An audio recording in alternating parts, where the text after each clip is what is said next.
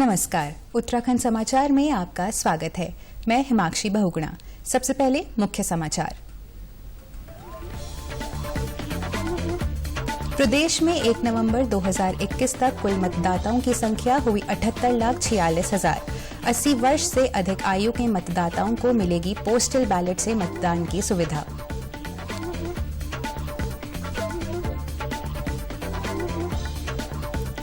प्रदेश में कोविड प्रतिबंधों में कुछ छूट के साथ 20 नवंबर तक बढ़ाया गया कोविड कर्फ्यू।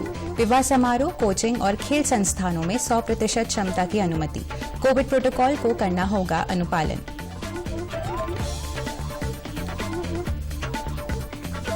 कैबिनेट मंत्री सुबोध उनियाल ने आज केदारनाथ धाम में बाबा केदार के किए दर्शन। तीर्थ पुरोहितों के साथ उत्तराखंड चारधाम देवस्थानम प्रबंधन बोर्ड और हक हकूकों को लेकर की बातचीत।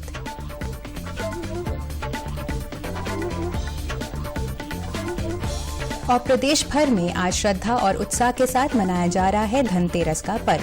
बाजारों में छाई है रौनक, घर घर हो रही है भगवान धन्वंतरी की पूजा अर्चना। अब समाचार विस्तार से। प्रदेश में एकीकृत निर्वाचक नामावली के आलेख्य का प्रकाशन किया गया है। इस पर 30 नवंबर 2021 तक दावे और आपत्तियां प्रस्तुत की जा सकती हैं। आज का सचिवालय में मुख्य निर्वाचन अधिकारी सौजन्या ने प्रेस वार्ता में ये जानकारी दी। उन्होंने बताया कि 30 नवंबर तक प्रस्तुत दावों और आपत्तियों का निस्तारण 20 दिसंबर 2021 तक किया जाएगा।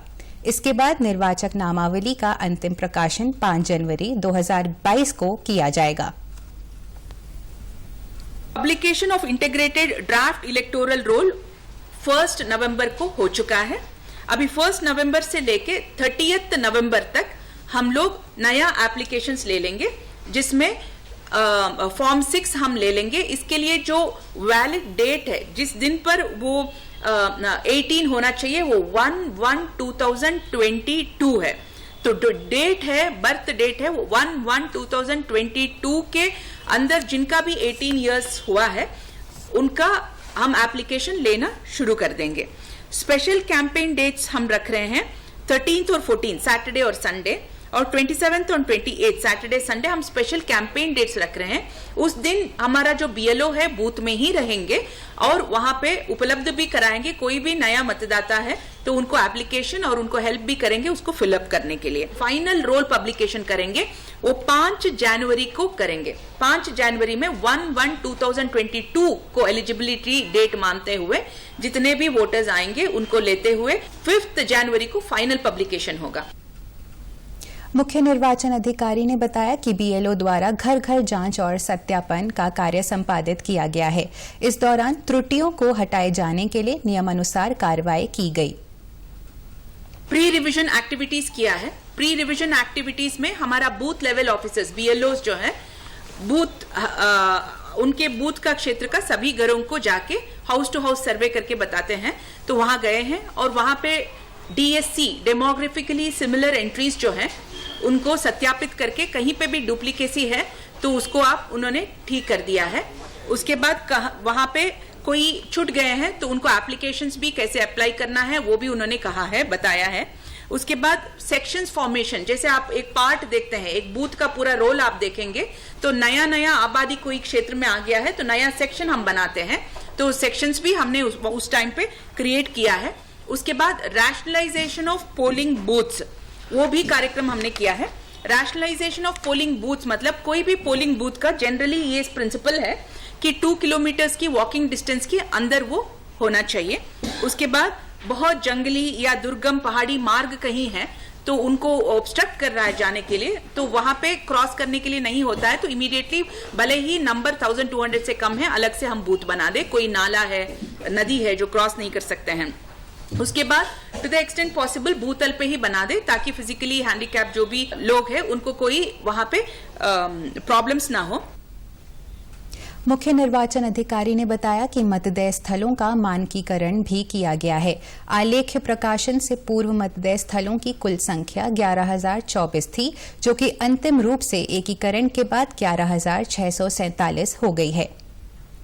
जो हमारे थे एज पर 15 जनवरी वो 11,024 बूथ्स थे, 11,024। अभी ये रैशनलाइजेशन के बाद 2 किलोमीटर से ज्यादा नया कोई एरिया आ गया है और बूथ उनके नियरेस्ट प्लेस में नहीं है, तो एक्स्ट्रा बूथ्स हमने एडिशनल बूथ्स बनाए हैं, वो 135 एडिशनल बूथ्स है। उसके बाद रैशनलाइजेशन कोविड के परिप्रेक्ष्य में, क्योंकि लाइन लगाना पड़ता है और उसमें हाथ धो के सैनिटाइजर, टाइम थोड़ा ज्यादा लगता है, तो वोटिंग प्रक्रिया और लंबा ना हो, इसीलिए 1500 में एक बूथ जो हम बना रहे थे उसको 1200 वोटर्स पर एक बूथ बना रहे हैं। सो टोटली आज के दिन में हमारे पास 11,647 बूथ्स टोटली हमारे पास है। 11,647 बूथ्स रैशनलाइजेशन की प्रक्रिया के बाद। मुख्य निर्वाचन अधिकारी सौजन्या ने जानकारी दी कि 1 जनवरी 2022 की अहर्ता तिथि पर 1 नवंबर 2021 के आलेख्य में कुल मतदाताओं की संख्या 78,46,000 हो गई है। टोटल वोटर्स जो है हमारा वो 78,15,000 थे, जो 15 जनवरी इस साल का फाइनल पब्लिकेशन के बाद। अभी कंटिन्यूस अपडेशन उसके बाद होता रहा। आज के दिन में जब हम पब्लिश कर रहे हैं तो टोटल वोटर्स हमारा 78,46,000 है आज के दिन में। अभी फिर से जुड़ेंगे, आज के दिन में ड्राफ्ट पब्लिकेशन हुआ तो 78,46,000। नेट एडिशन जो है 30,808 है। नए वोटर्स की सुविधा के लिए वोटर्स हेल्पलाइन ऐप भी बनाया गया है, जिसे डाउनलोड करने के बाद फॉर्म 6 को ऑनलाइन ही भरा जा सकता है।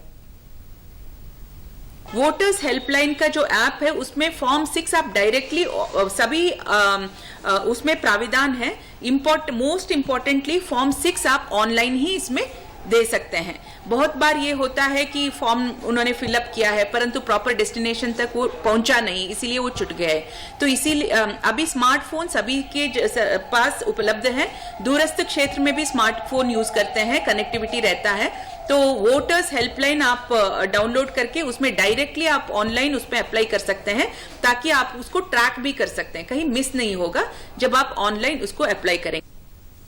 पुनरीक्षण कार्य के सुव्यवस्थित संचालन और संपादन के लिए आयोग द्वारा दोनों मंडलों के मंडलायुक्तों को निर्वाचक नामावली के प्रेक्षक के रूप में नियुक्त किया गया है, जो कम से कम 3 बार अपने मंडल के सभी जिलों का भ्रमण कर पुनरीक्षण कार्य की समीक्षा करेंगे।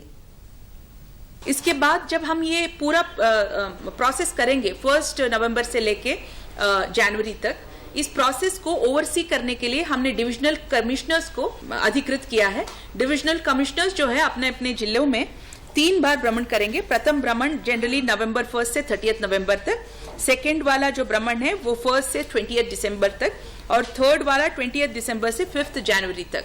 तो कोई कंप्लेंट्स है डिस्ट्रिक्ट्स में कि कहीं फॉर्म्स का प्रोसेस नहीं हो रही है या कोई लेने के लिए नहीं है या कोई भी आपको लगता है डिस्क्रिपेंसीज है, तो कमिश्नर्स को हम इंटीमेट कर सकते हैं। मुख्य निर्वाचन अधिकारी ने कहा कि 80 वर्ष से अधिक आयु के मतदाता को पोस्टल बैलेट से मतदान की सुविधा मिलेगी। साथ ही प्रत्येक मतदेय स्थल पर भारत निर्वाचन आयोग के दिशा निर्देशों के अनुसार रैंप, पेयजल, पर्याप्त फर्नीचर, विद्युत, हेल्प डेस्क, महिला व पुरुष के लिए अलग अलग शौचालय और शेड जैसी सुविधाएं सुनिश्चित की गई हैं। प्रदेश में कोविड-19 के संक्रमण की रोकथाम और नियंत्रण के लिए 20 नवंबर तक कोविड कर्फ्यू बढ़ा दिया गया है। हालांकि कोविड रजिस्ट्रेशन में कुछ संशोधन किया गया है। इसके तहत संक्रमण की संख्या में आ रही कमी को देखते हुए कोविड रजिस्ट्रेशन की अवधि में विवाह समारोह में 100% क्षमता के साथ और कोविड प्रोटोकॉल के तहत सम्मिलित होने की अनुमति दी गई है। सभी सामाजिक, राजनीतिक, मनोरंजन, सांस्कृतिक और धार्मिक समारोह के आयोजन के अलावा gym, shopping mall, cinema hall, spa, salon, swimming pool, theatre, मनोरंजन पार्क और ऑडिटोरियम को भी 100% क्षमता के साथ संचालन की अनुमति दी गई है। इसके साथ ही प्रदेश के सभी कोचिंग संस्थान, खेल संस्थान, स्टेडियम, खेल के मैदान, होटल्स, रेस्टोरेंट, भोजनालयों और ढाबों को भी 100% क्षमता के साथ संचालित किया जा सकेगा। हालांकि हर जगह कोविड प्रोटोकॉल का अनुपालन करना होगा।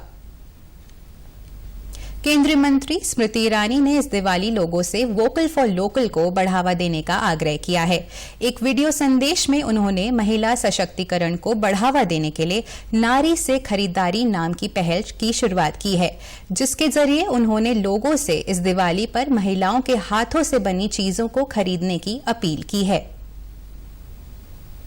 सुबह से रात तक इनकी दुकानों के बाहर लाइन जो लगी रहती है, कविता आंटी के हाथों से बनी मिठाई के चर्चे दूर दूर तक हैं। मंजू के बुटीक में तो पूरे शहर के कपड़े बनते हैं।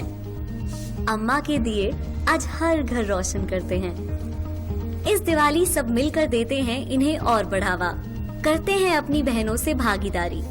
इस त्योहार करें नारी से खरीदारी। आपने दिवाली की इस खरीदारी के वक्त देखा होगा बाजार में उस महिला को जो दिए या फूल बेच रही है, उसको भी देखा होगा जो दिवाली की डेकोरेशंस बेच रही हो। शायद उसको याद करें जो सलवार सूट सिलने में माहिर हो, जो आपकी पसंदीदा साड़ी आपको दिखाए। इस दिवाली पे जब आप खरीदारी करें, प्रधानमंत्री जी के राष्ट्रीय आह्वान को जरूर स्वीकारें, that be vocal for local. लेकिन मेरी ओर से एक विशेष आग्रह है कि आप इस दिवाली करें नारी से खरीदारी। प्रदेश के कैबिनेट मंत्री सुबोध उनियाल ने आज केदारनाथ धाम पहुंचकर बाबा केदार के दर्शन किए। तीर्थ पुरोहितों ने कैबिनेट मंत्री का स्वागत किया। इस दौरान उनके बीच उत्तराखंड चार धाम देवस्थानम प्रबंधन बोर्ड और हक हकूकों को लेकर बातचीत भी हुई।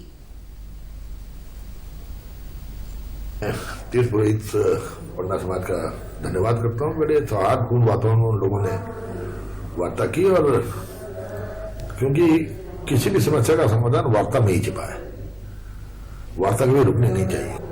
तो लोकतंत्र है, हमें लोकतांत्रिक परंपराओं का सरकार सम्मान करती है। लोकतांत्रिक परंपराओं को के प्रति समाधान रखते हुए उनसे वार्ता की और उनकी बातें सुनी, और उनकी बातों पर निश्चित रूप से लोकतांत्रिक परंपरा के साथ गौर किया जाएगा, और जो भी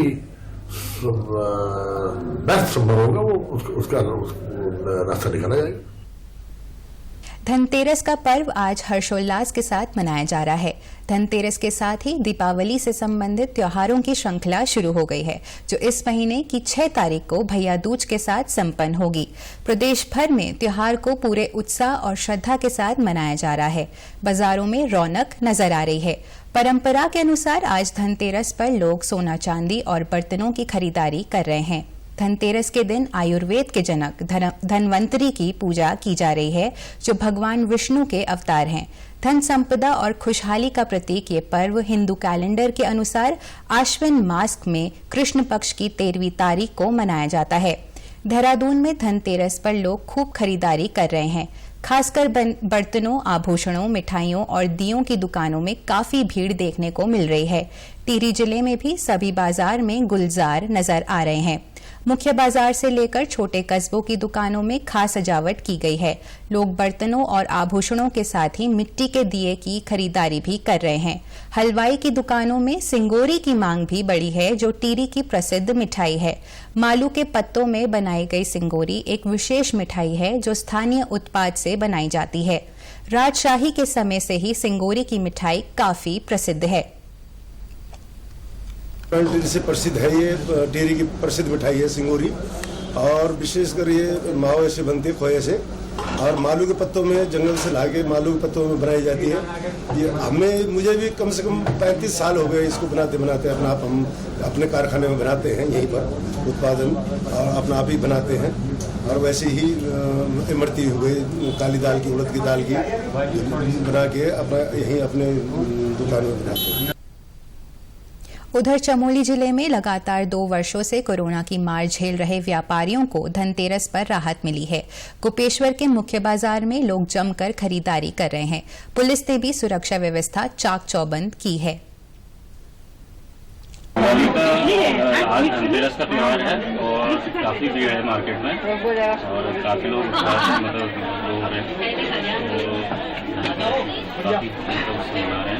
काफी खरीदारी कर रहे हैं लोग। चंपावत जिले के बाजारों में भी धनतेरस के कारण रौनक लौट आई है। कोरोना के कारण सूनी पड़ी दुकानों में ग्राहकों को भीड़ लगी हुई है। त्योहारों के मद्देनजर पुलिस विभाग ने भी खास इंतजाम किए हैं। भीड़भाड़ वाले शहरों में वन वे ट्रैफिक व्यवस्था की गई है। पटाखों के लिए अलग स्थान चयनित करने के साथ ही अग्निशमन संयंत्र स्थापित के निर्देश भी दिए गए हैं। बढ़ावा देने के उद्देश्य से देहरादून में हुनर हाट का आयोजन किया गया है। 29 अक्टूबर से शुरू हुआ हुनर हाट 7 नवंबर तक चलेगा। इसमें देश के कई राज्यों से 500 से अधिक हस्तशिल्पकार और कारीगर अपने खास उत्पादों को लेकर पहुंचे हैं, जिन्हें लोग काफी पसंद कर रहे हैं। मुरादाबाद के पीतल का सामान हो या मध्य प्रदेश के मीनाकारी के उत्पाद, हुनर हाट के माध्यम से सभी कुछ एक जगह पर उपलब्ध हैं। दूर दूर से देहरादून पहुंचे हस्तशिल्पकार और कारीगर लोगों की प्रतिक्रिया से बेहद खुश हैं। 15,000 दिए लाए थे हम यहाँ, सारे बिक गए में आखिरी पैकेट है जी। सारा सब देसी गाय के गोबर से हमने बनाया है और यहाँ जो रिस्पांस मुझे हुनर हाट से मिला है मैम, मैं बहुत खुश हूँ। ऐसा प्लेटफॉर्म मुझे मतलब पहली बार मिला है, आज तक इस तरीके का रिस्पांस नहीं मिला था, जो यहाँ पे काफ़ी इज्जत मिली है और हमारे उत्पाद को भी बहुत पसंद कर रहे हैं लोग, तो बहुत खुशी हो रही है। मैं खुद बनाने वाला बीबस हूँ, कारीगर हूँ। क्या बनाते हैं आप? ये साड़ी, सूट, मसलिन सिल्क पे बनाता हूँ, मूंगा का बनाता हूँ, हर तरह का धागा रहता है इसमें। और मेरा जिला है जिला चंदौली। मैं जो तो नहीं मिला है, यहाँ पे फर्स्ट टाइम आ रहा हूँ जिला देहरादून के अंदर, और मुझे बहुत अच्छा लगा। मैं मुताबा नकवी जी का शुक्रिया अदा करता हूँ, नरेंद्र मोदी जी का शुक्रिया अदा करता हूँ। जहाँ ब्रास का ही काम होता है, वो ब्रास की चमक हिंदुस्तान में नहीं बल्कि पूरे वर्ल्ड में रहती है, और हमारी ब्रास की स्पेशलिटी है, जिसके मुरादाबाद में उसको ब्रासी की बर्ड किया जाता है, ब्रास की पीतल की चिड़िया।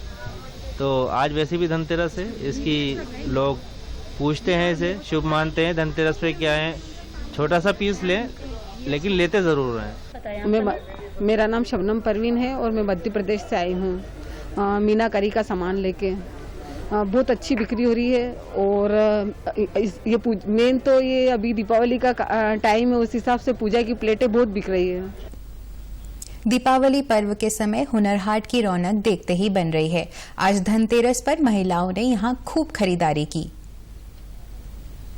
आज ये वैसे तो ये हमारा 5 दिन का त्योहार होता है, जो धनतेरस से आरंभ होता है।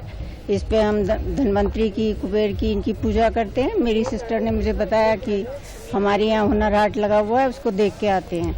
मुझे बहुत अच्छा लगा, और सबसे यूनिक ये 9 नंबर की शॉप लगी, जिसमें उन्होंने गोबर का इतना अच्छा उपयोग किया है, जिसमें दीपक भी बनाए हुए हैं, दूसरी चीज़ें हैं जिनसे घर में आप लोबान वगैरह डाल के जर्म्स को भी हटा सकते हैं। दीपक हमने यहाँ से लिए हैं, जिनको हम आज जाके शाम को धनतेरस पे पूजा करेंगे। हुनर हाट में हमारे अलग अलग राज्यों के जो शिल्पकार हैं अपने अपने हुनर के साथ यहाँ मौजूद हैं। हम लोगों ने काफ़ी चीज़ें खरीदी यहाँ पे, जहाँ हमने एक जैसे हमारा जो भदोई का एक बहुत अच्छा ये जो कालीन वाला होता है काम, वो खरीदा हमने। और इसके अलावा हमने लैंप्स खरीदे हैं जो बहुत ही खूबसूरत हैं, और मतलब इस तरह के लैंप्स हैं जो आपके ख़त्म नहीं होंगे, अगले साल भी काम आएंगे। हुनर हाट में आए शिल्पकारों और कारीगरों को न सिर्फ अपने उत्पादों को बेचने का मंच मिला है, बल्कि उन्हें यहाँ हर रोज 1 घंटा किसी न किसी विषय पर ट्रेनिंग दी जाती है। हम लोग आगरा से यहाँ आए हुनर हाट में, और यहाँ हम लोगों को एक नई चीज सीखने को मिल रही है मैम। फर्स्ट टाइम जो हम लोगों को सुबह 10 बजे से लेकर के 11:30 बजे तक हम लोगों को यहाँ ट्रेनिंग दी जाती है, और डेली ही कुछ ना कुछ नया हम लोगों को सिखाया जाता है। जैसे कि पहले दिन हम लोगों को जीएसटी के बारे में सिखाया था, बताया था जीएसटी के बारे में कि जीएसटी को किस तरह फॉलो करना है। आज उन्होंने हमको पैकिंग के लिए बताया था कि किस तरह हम लोगों को सामान को पैकिंग करके बेचना चाहिए। पहले दिन उन्होंने हमें कस्टमर के बारे में बताया था, किस तरह कस्टमर को फॉलो करना है, कस्टमर के साथ किस तरह मतलब व्यवहार करना है। राष्ट्रव्यापी कोविड टीकाकरण के अंतर्गत 106 करोड़ 88 लाख से अधिक कोविड टीके लगाए गए। पिछले 24 घंटों के दौरान 10,423 नए कोविड मामलों की पुष्टि हुई। स्वस्थ होने की दर 98.21% है। स्वास्थ्य मंत्रालय ने कहा है कि केंद्र सरकार ने राज्यों और केंद्र शासित प्रदेशों को अब तक 113 करोड़ से अधिक टीके उपलब्ध करा चुकी है। वहीं ऑस्ट्रेलिया ने भारत के कोविड टीके कोवैक्सीन को मंजूरी दे दी है। कोवैक्सीन लगा चुके लोगों को ऑस्ट्रेलिया आने की अनुमति दे दी गई है। प्रधानमंत्री नरेंद्र मोदी ने इस मंजूरी के लिए ऑस्ट्रेलिया के प्रधानमंत्री स्कॉट मॉरिसन का आभार व्यक्त किया है। इसी के साथ समाचार समाप्त हुए। नमस्कार।